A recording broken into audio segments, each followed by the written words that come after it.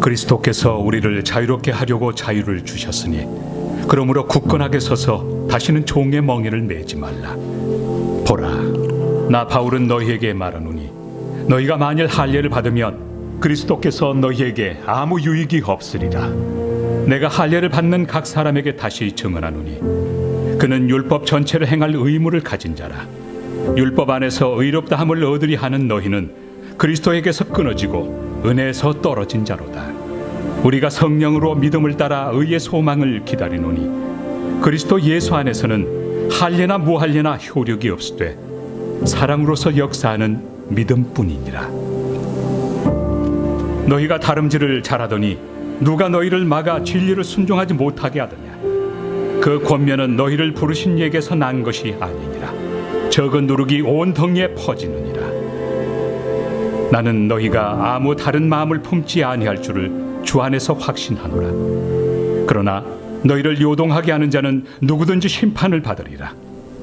형제들아, 내가 지금까지 할례를 전한다면 어찌하여 지금까지 박해를 받으리요? 그리하였으면 십자가의 걸림돌이 제거되었으리니 너희를 어지럽게 하는 자들은 스스로 베어버리기를 원하노라. 형제들아, 너희가 자유를 위하여 부르심을 입었으나 그러나 그 자유로 육체의 기회를 삼지 말고 오직 사랑으로 서로 종노릇하라. 온 율법은 내 이웃 사랑하기를 내 자신같이 하라 하신 한 말씀에서 이루어졌나니. 아멘. 우리 다 함께 오늘 말씀 제목을 한번 읽어보시도록 하겠습니다. 준비 시작.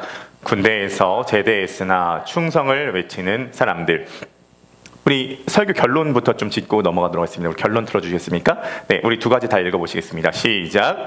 예수 그리스도의 죽음으로 죽음에게 사형 선고가 내려졌습니다. 이제 율법도 할례도 죽음도 우리를 속박할 수 없습니다. 네, 이것이 오늘의 설교 결론입니다. 우리는 지금 갈라디아서에 대해서 말씀을 나누고 있습니다. 갈라디아서 매우 중요한 책입니다. 종교개혁자 루터가 뭐라고 갈라디아서를 표현했냐면 갈라디아서는 나의 캐시다. 참고로 캐시는 루터의 아내 이름입니다. 그러니까 갈라디아서는 내 아내다 라고 얘기할 정도로 루터는 갈라디아서를 너무나 사랑했습니다. 한 역사학자가 루터의 갈라디아서 주석을 보고 어떻게 평가를 했냐면은 해석상의 발견 하나가 온 세상을 산산조각 냈다. 이 성경적 발견 하나가 교회만으로 끝난 것이 아니라 유럽 전체, 특히 서구 사회에 가장 큰 정치, 경제, 문화에 가장 큰 영향을 미쳤다는 것이죠. 그만큼 우리가 갈라디아에서 나오는 이 바울의 어떤 복음에 대해서 이해하는 것은 매우 중요합니다. 이것은 단순히 2000년 전에만 해당되는 것이 아니라 16세기에만 해당되는 것이 아니라 오늘날에도 너무 우리들의 삶과 밀접하게 연관이 있는 것이기 때문입니다. 우리가 갈라디아서 지금 1장부터 4장까지 왔습니다. 이제 5장, 6장 하면 갈라디아서가 마무리가 되는 것이죠.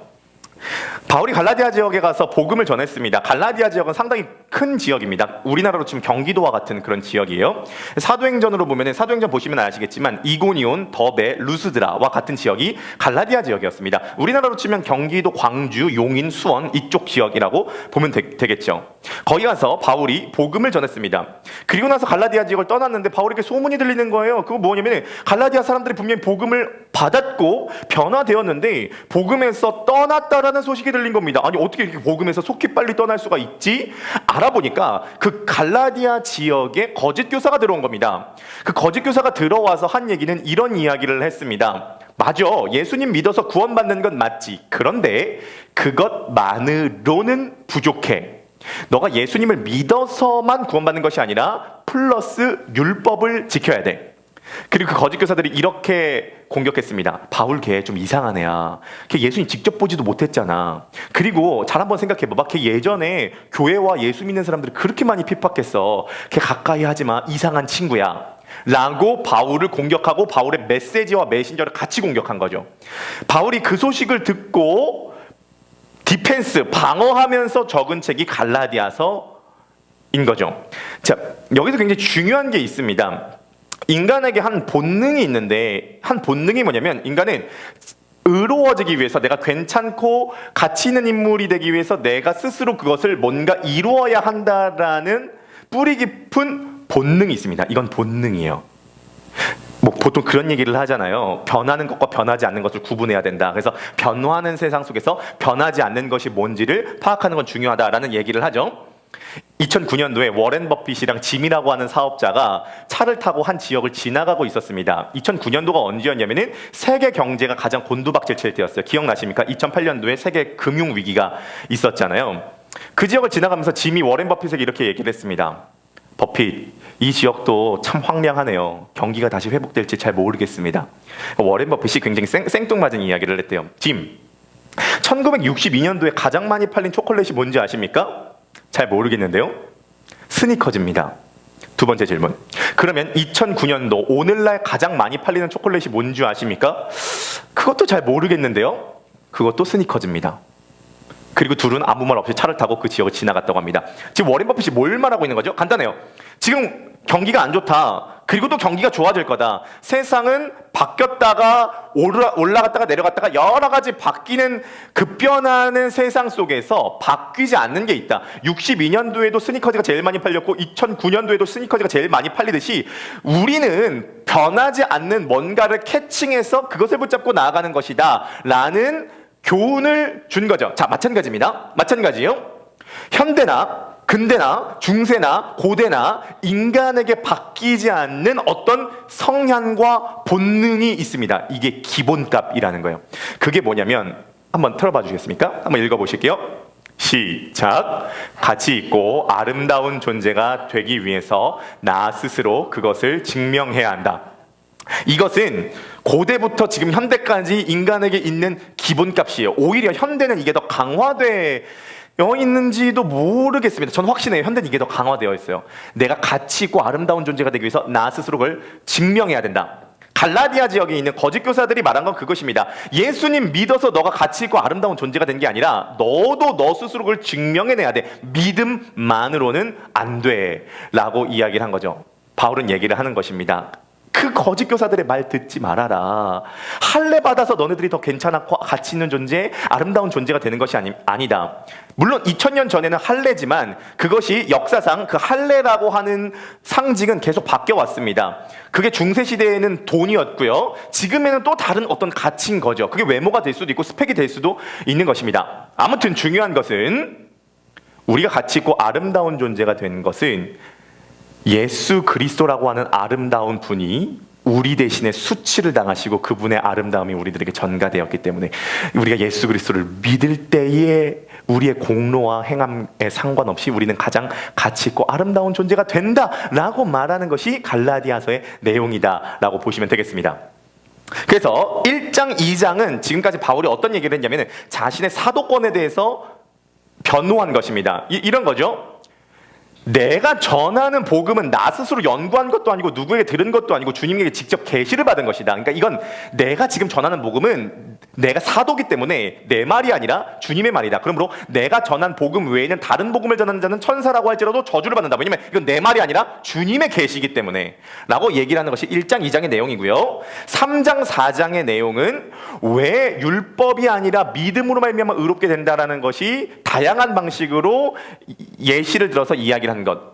우리가 그리스도께서 옷을 벗으셨기 때문에 우리가 그리스도로 옷 입게 되었다라고 하는 것을 3장 4장에서 쭉 이야기를 하고 있다는 것이죠. 자, 이제 후반 부분, 결론 부분으로 나아가고 있습니다. 5장, 6장에 대한 부분이죠. 바울이 끝까지 이제 5장에서도 지금 오늘 본문을 읽으셨겠지만 할례에 대한 부분을 이야기를 하고 있습니다. 자, 성경은 약간 암호 같은 느낌이 좀 들어요. 성경의 별명이 알집이거든요. 알집은 풀어야 돼요. 풀지 않으면 이해가 안 돼요.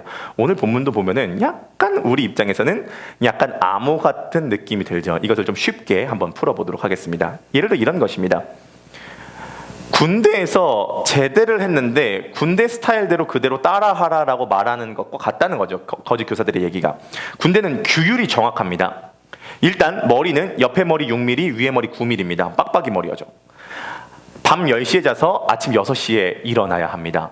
밥은 군대에서 주는 것만 먹어야 되죠. PX 가서 사 먹든지 군대에서 주는 것만 먹어야 됩니다.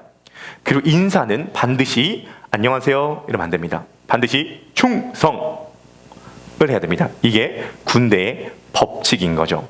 제가 사실 군대에 들어갈 때 조금 제가 가오를 부렸어요. 왜 제가 가오를 부렸냐면은 이렇게 얘기했습니다. 난 가족들과의 정을 떼. 나는 내 인생 홀로 가는 거야. 해가지고 군대 들어갈 때 가족들이랑 같이 안 가고 입소대대 혼자 갔습니다. 난 멋지게 혼자 들어간다. 세이 굿바이 하고 딱 혼자 갔습니다. 가보고 제가 굉장히 황당했던 게 뭐냐면 입소대대 가족 없이 혼자 온 게 저밖에 없더라고요. 다 가족끼리 와가지고 얼싸 안고 부둥켜 안고 막 불고기 구워 먹고 부모님에 대하여 경례 막 충성 이러고 막 이렇게 하는데 저 아무도 없는 거예요. 근데 제가 처음에 들어갔을 때 제가 군대 체질이더라고요. 너무 잘 자고 너무 잘 먹었어요. 제가 원래 몸무게가 59kg였습니다. 키 똑같았는데 59kg. 지금 82kg인데 지금으로부터 그러니까 24kg가 더 말랐었습니다. 24kg. 근데 이제 군대 들어가니까 진짜 신기한, 군대 얘기해서 죄송합니다. 비우기 때문에 이제 남자가 군대 얘기하고 축구 얘기하는 거 별로 안 좋아하시는데 이걸 비우기 때문에 말씀드립니다. 근데 군대 가니까 돌아서면 배고프고 훈련병 가니까 너무 돌아서면 배고픈 거예요. 그래서 너무 잘 먹었습니다. 그때 당시에 그러니까 그런 얘기를 하잖아요. 군대 들어가기 전에 초코파이 많이 먹어둬라. 근데 뭐 밖에 있을 때 초코파이 눈이나 들이나요? 안 먹죠. 근데 이제 군대 들어가니까 이게 당이 딸리니까 별 상상을 다 했어요. 뭐 이런 상상을 했습니다. 내가 머릿속으로 상상하면 내 입에서 스니커즈가 나오면 얼마나 행복할까. 뭐 이런 말도 안 되는 상상을 하면서 당이 딸리니까 그렇게 했습니다. 헌혈 한 번 받으면 초코파이 2개를 주고요. 군대 가가지고 세례 한 번 받으면 초코파이 2개랑 핫브레이크 하나를 줍니다. 세례 몇 명만 줄 아세요? 한 주에 1000명씩 받습니다. 초코파이 받으려고. 놀라운 건 세례 받은 990명이 저녁에 원불교를 간다라는 사실. 완전히 그거 안 되는 거죠. 근데 그때 당시에 그 제가 훈련병일 때 파격적인 초코파이가 나왔습니다. 오리온 초코파이에서 말고 뭐 어떤 초코파이가 나왔냐면 가나파이라고 하는 파이가 나왔습니다. 가나파이가 뭐냐면 가나 초콜릿에 초콜릿이 묻은 초코파이였어요. 그러니까 약간 맛으로 비유하자면 어떤 느낌이냐면 오리온 초코파이는 삼겹살, 가나파이는 횡성 한우, 약간 이런 느낌입니다. 먹으면 녹아요. 이게 진짜 제가 비위가 좀 약한 편인데 진짜 군대 가니까 진짜 더러운 변기통 앞에서 눈물을 흘리면서 초코파이를 먹게 되더라고요. 너무 맛있어 이러면서 눈물을 흘리면서 초코파이를 먹게 되더라고요. 근데 놀라운 일이 하나 생겼습니다. 당시 훈련병들이 가는 연무대 군인교회에서 어떤 대회를 열었냐면 간증문 대회를 연 거예요. 그래서 간증문을 써가지고 간증문에서 입상을 하면 가나파이 한 박스를 준다라는 소식이 들었습니다. 뭐 거의 저 입장에서는 주님의 은혜죠. 그때나 지금이나 제가 요구하는 거 뭐 딱 봐도 그런 거죠. 그래서 약간 말도 안 되는 얘기 살짝 섞어가지고 군대에서 만난 하나님 간증문 2장 해가지고 제출을 했습니다. 군대에서 만난 하나님. 연무대 군인교회 4,000명이 갑니다. 근데 군대에서 만난 하나님 이제 간증문을 제출을 해가지고 어떤 일이 벌어졌냐면 제가 거기서 1등을 한 거예요. 그래서 횡성 한우 비교할 데가 못 되죠. 가나파이 한 박스를 선물로 받은 겁니다. 놀라운 일이 벌어졌습니다. 가나파이 한 박스를 선물로 받자마자 일단 저에게 보디가드 2명이 생겼습니다. 종윤이 건들지 말라고, 나랑 친하다고. 같이 하는 생활관 12명의 사람들이 거의 12제자가 되었죠. 제가 약간 거의 주님 비슷하게 돼가지고 이제 이렇게 되었습니다. 가나파이 2개씩 다 나눠주고 이제 그렇게 됐죠. 자, 군대에서는 먹는 거 굉장히 제한적이고요. 입는 것, 군복만 입고 생활복만 입어야 되고, 자는 것 굉장히 제한적이고, 어디 가는 것, 근무지를 이탈하면 탈영병이 되는 것입니다. 근데 한번 제가 예시를 들어드리도록 하겠습니다. 범순 형제님이 군대에서 제대를 했습니다. 그리고 교회를 왔습니다. 범순 형제님이 이렇게 하는 거예요. 안녕하세요 하는 겁니다. 제가 범순 형제님한테 이렇게 얘기하는 거죠. 인사 그렇게 하면 안 되는데? 인사는 안녕하세요가 아니야. 인사는 충성 이렇게 하는 거야. 그리고 머리가 지금 너무 길어. 이거 머리 옆에 6mm 위에 9mm야. 햄버거 피자 어떻게 마음껏 먹어? 그렇게 마음껏 먹으면 안 돼. 군대에서 주는 짬밥 먹어야 돼. 아침 6시에 일어나야 된다. 10시에 자야 되고 라고 이야기를 한다면 범순 형제님 느낌이 어떠세요? 답답하고 말이 안 되죠. 자, 거짓 교사들의 상황이 딱 요겁니다. 군대에서 제대한 사람들에게 충성해야 한다라고 하고 머리를 정확하게 깎아야 된다고 얘기합니다. 이거 안 하면 너 군대에서 처벌받아라고 이야기를 한다는 거죠. 사도 바울이 지금 얘기하는 건 이겁니다. 너가 인사를 할 때 충성이라고 하든 안녕하세요라고 하든 안녕하세요라고 하든 샬롬이라고 하든 상관없어. 네가 머리를 빡빡으로 밀든 지지고 볶든 유승범처럼 무슨 예수님 머리를 하든 기르든 단발을 하든 상관없어. 그게 본질적인 게 아니야. 지금 그게 핵심이 아니야. 왜 너를 자꾸 종의 멍에를 매려고 하는 거야? 할래 그거 안 해도 돼. 절기 이제 안 지켜도 돼. 근데 이제 반대쪽에서 이렇게 정확하게 주장하는 거죠. 아닌데 그거 정확하게 규율로 정해진 건데 머리 깎는 것, 군복 입는 것, 근무지 이탈하지 않는 것 정확한 규율로 정해진 건데 분명히 그렇게 얘기를 했는데 사도 바울 입장에서 얘기를 한 거지.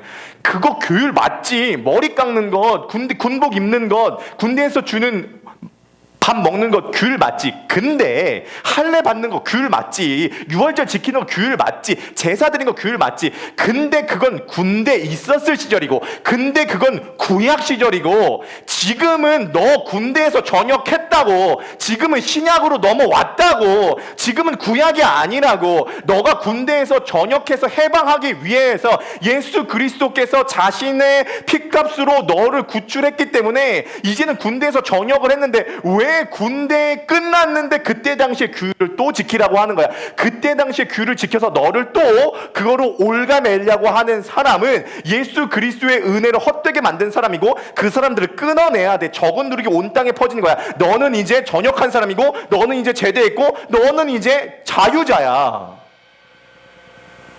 라고 말하는 게 오늘 본문인 거죠. 그러므로 종의 멍에를 매지 말고 그리스도께서 우리를 자유케 하셨으니까 그 은혜 위에 굳게 서서 자유하시는 여러분 되시기를 주님의 이름으로 간절히 축복합니다. 아멘. 우리 옆에 바라보시면서 한번 인사하시겠습니다. 그리스도께서 자유를 주셨습니다. 자, 한번 생각을 해보도록 하겠습니다. 할례 우리 받을 필요 없죠. 군대 우리 다 나왔죠. 여러분들 자유하시죠. 먹고 싶은 거 다 드시죠. 머리 마음대로 하시죠. 자고 싶을 때 주무시고 일어나고 싶을 때 일어나시죠. 가고 싶은데 가시죠. 자, 그런데 여러분 혹시 우리는 군대에서 전역을 했고 마음껏 할례를 받지 않은 자유자인데 다른 것에 수갑을 차고 있지 않습니까?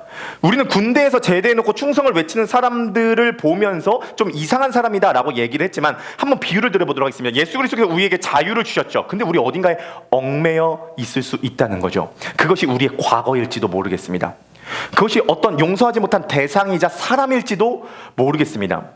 그것이 내가 뭔가 잘해서 좋은 평가와 인정을 받음으로써 내가 장점을 살려서 사람들에게 인정받고 싶은 어떤 마음일지도 모르겠습니다. 생각보다 사람은 다른 사람의 인정과 평가에 민감하거든요. 저도 이번 주에 좋은 평가도 받고 좋지 않은 평가도 받았을 때 제가 참 거기에 많이 민감하구나라는 생각을 갖게 되었습니다. 거기에 뭔가 묶여 있는 거죠. 어떻게 보면 말 안 듣는 자녀가 내가 묶여있는 수갑일지도 모르겠습니다. 매일 가는 직장의 어떤 상황이 또 다른 군대와 같이 수갑처럼 느껴질 수도 있는 것이고요. 저희 아버지도 지금 병원에 입원해 계시고 우리 조성진 선생님께서도 병원에 입원해 계시지만 몸이 아파서 입원한 그 병원의 환경이 나에게는 어떻게 보면 또 다른 부자유스러운 어떤 수갑처럼 느껴질 수도 있다는 것입니다. 예수 그리스도께서 자유를 주셨는데 우리는 그 자유를 누리지 못하고 우리 안에 뭔가 묶여있는 지점이 있다는 것이죠. 여러분들 어떠십니까? 여러분들 어떤 좀 묶여있는 지점이 계십니까? 만약에 예수 그리스도께서 자유를 주셨는데 우리가 묶여있다면 우리는 군대에서 나왔지만 군대의 규율처럼 충성을 외치고 있는 사람들일지도 모르겠습니다. 자, 우리가 어떤 부분에서 부자유하다는 것은 묶여있다는 것의 밑바닥에는 뭐에 묶여있냐면 죽음이라고 하는 것에 묶여있는 거예요. 우리가 걱정하고 염려하고 두려워하는 이유가 뭐냐면 저 밑바닥에 죽을까봐 그렇다는 거예요. 죽을까봐. 그래서 이 죽음의 문제가 해결이 되지 않기 때문에 그거 여러 가지 상황과 환경과 사람과 내 마음에 대해서 두려워하고 묶여있다는 것이죠. 그것이 이제 성경에 나옵니다. 우리 히브리서 말씀 한번 들어봐 주시겠습니까? 네, 다 함께 읽어보실까요? 준비 시작.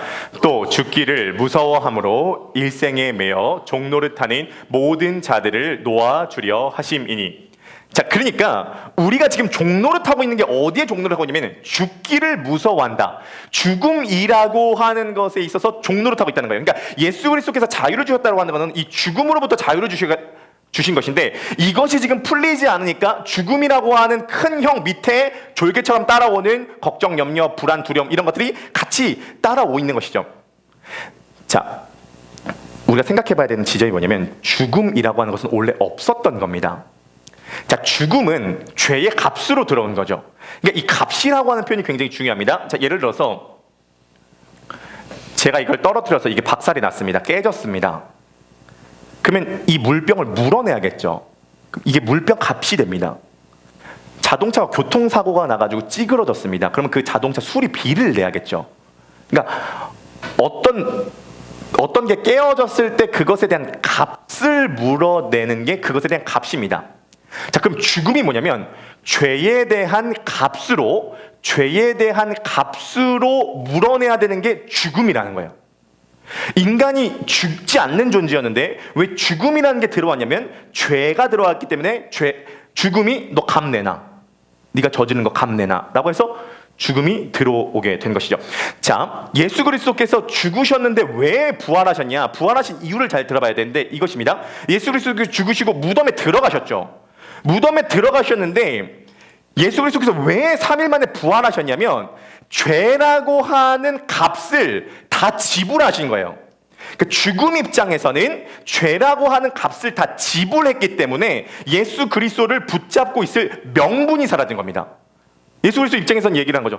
죄 없는 자가 죽음으로써 죽음의 모든 값을 지불했다. 페이, 완료했다. 이미 다 계산했다. 그렇기 때문에 죽음 입장에서는 명분이 없기 때문에 예수 그리스도를 풀어줄 수밖에 없었던 거죠. 그 풀어주는 사건이 부활인 거예요. 사도행전 한번 들어봐 주시겠습니까?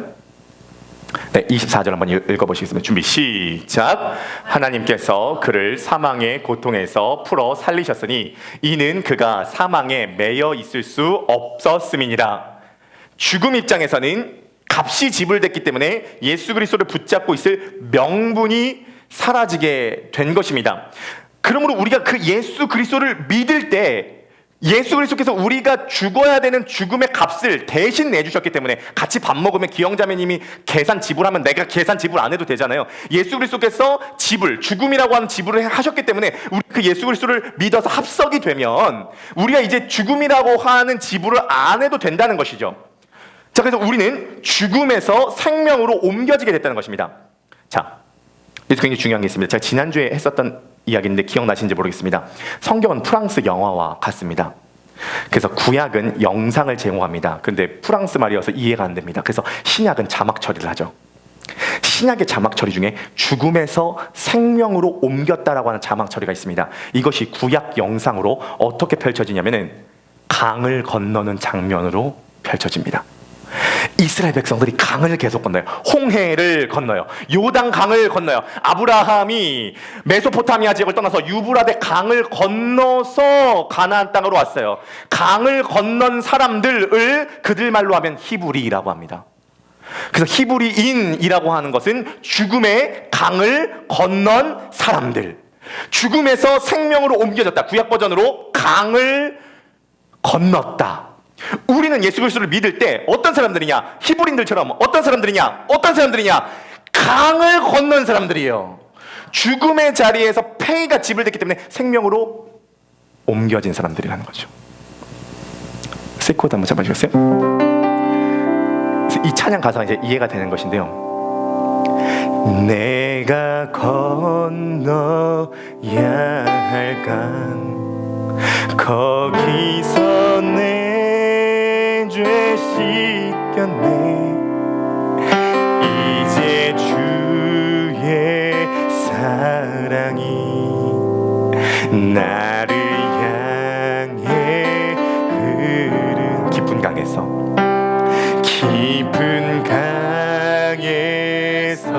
주 나를 일으키셨도다. 나를 일으키셨도다. 구원의 노래 부르리. 예수 자유 주셨네.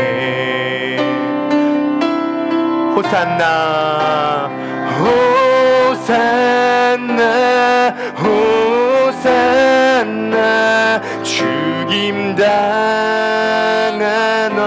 어린 양. 호산나 호산나 예수다 깊은 강에서 주가 나를 일으키셨도다. 아멘. 구원의 노래 부르리. 예수 자유 주셨네. 호산나 호산나 호산나. 죽임당한 어린 양. 호산나 호산나. 예수 다시 한 번만 더. 호산나 호산나 호산나. 죽임당한 어린 양. 아멘. 호산나 호산나. 예수 다시 사셨네.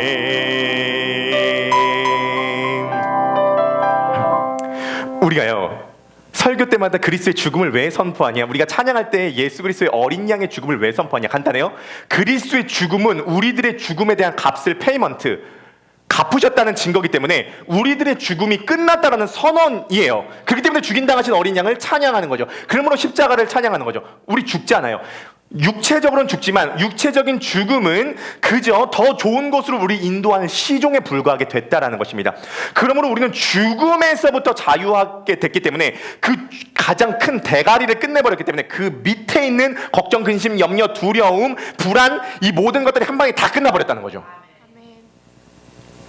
그게 예수 그리스도의 죽음에 나타난 우리들에게 있는 자유예요. 그럼 우리들에게 이것이 어떤 영향을 미치느냐? 우리들의 인생의 죽음이 끝났다라는 것을 우리들이 알게 됐을 때 우리들이 해볼 수 있는 것들이 굉장히 많습니다. 그게 뭐냐면 우리가 뭔가를 할 때 뭔가를 하지 못하는 이유는 그것을 할 엄두가 안 나기 때문입니다. 시도할 엄두가 안 나요. 근데 그런 얘기가 있잖아요. 죽을 각오를 한 사람이 뭘 못하겠느냐. 그게 아니거든요. 죽을 각오를 한 사람이 아니라 우리는 이미 죽음이 끝났다라는 사람들입니다. 이게 지금 이해가 안 되어도 괜찮아요. 이해가 안 되어도 괜찮습니다. 그러나 이게 확실하게 믿어지기 시작을 할 때 우리는 뭔가 해볼 용기가 난다는 거예요. 제가 정말 좋아하는 단어가 있습니다. 전 동기부여라고 하는 말보다 용기부여라고 하는 단어를 좋아해요. 우리 한번 읽어보실까요? 다 함께 시작. 동기부여보다 중요한 것은 용기부여입니다. 뭔가 할 용기가 난다는 거예요. 동기부여보다 중요한 것은 용기부여거든요. 사과할 용기가 필요하고 누군가를 용서해 줄 때도 용서할 용기가 필요하고 새로운 거를 할 때, 낯선 거를 할 때 뭔가 용기가 필요해요. 그러면 내가 왜 용기를 낼 수 있냐는 거죠. 인간은요 영적인 동물이에요. 그래서 약간 얕은, 쉽게 해서 이런 겁니다. 내가 내 영혼을 납득시켜야 돼요. 인간은 영적인 동물이기 때문에 저 영혼 밑바닥에서 납득이 안 되면 용기가 솟아오르지 못해요. 괜찮아, 잘 될 거야, 너 할 수 있어, 내가 옆에 있잖아, 힘내, 내일은 밝아, 괜찮아, 잘 될 거야. 영혼이 동의를 못해요. 내 영혼이. 내가 내 영혼을 납득시켜야 되는데 내가 내 영혼을 납득을 못 시키는 거예요.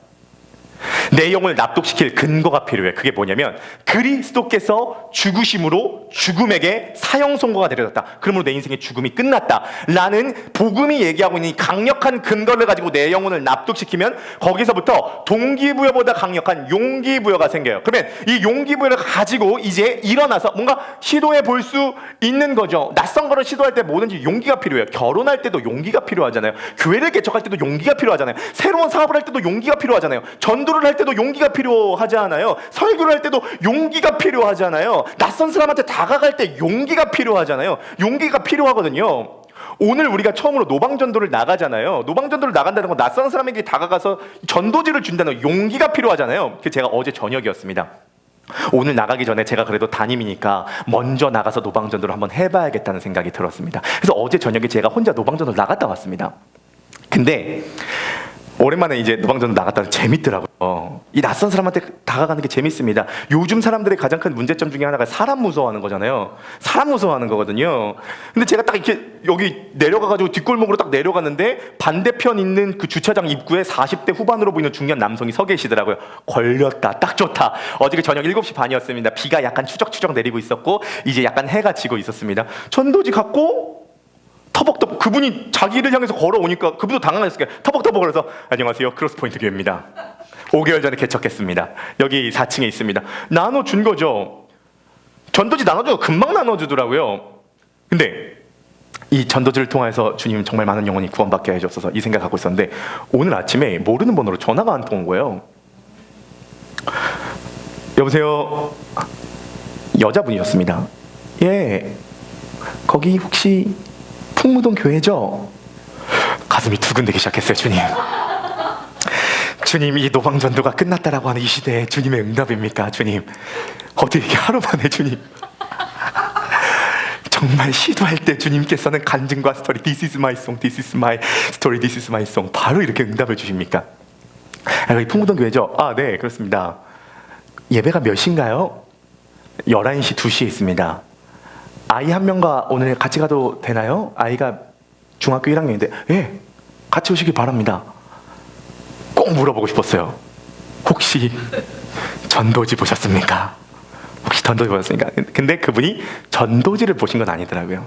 제 다른 분에게 소개를 받아서 풍무동 주민인데 오시게 됐다 하신 거죠. 오늘은 이제 갑작스러운 일이 생기셔서 못 오셔서 다음에 오시기로 하셨는데 저는 이렇게 해석을 했습니다.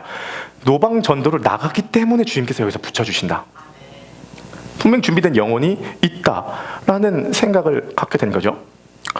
우리 앞에 새로운 것을 시도할 때에 뭔가 두려움과 낯섦이 있습니다. 근데 우리에게 필요한 건 뭔지 아세요? 우리에게 필요한 건 동기가 아니라 용기예요.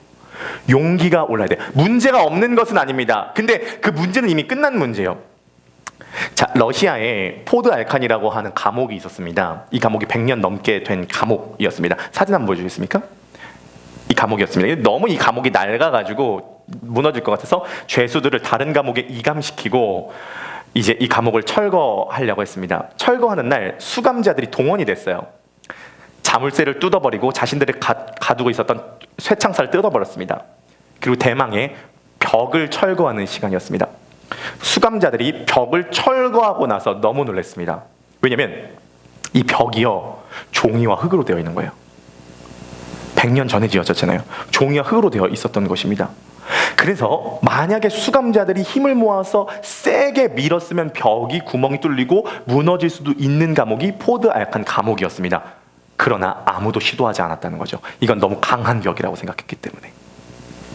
우리 앞에 당면한 문제가 없다라고 생각하진 않아요. 분명히 보이는 문제가 포드 알칸 감옥처럼 있어 보이죠. 하지만 그 감옥은 종이와 흙으로 된 벽이라는 사실을 믿으시길 바라겠습니다. 왜냐하면 그리스도께서 죽으심으로 가장 큰 문제인 죽음이 해결됐기 때문에 우리가 자유한 마음으로 그것으로 우리들의 영혼이 납득된다고 하면 우리들이 갖고 있는 용기부여, 동기부여보다 중요한 용기부여가 생겨서 그 용기를 갖고 나아가게 될 때 그리스도의 빛은 이 어두운 세상에 오늘도 비춰진다는 사실을 믿으시기를 주님의 이름으로 간절히 축복합니다.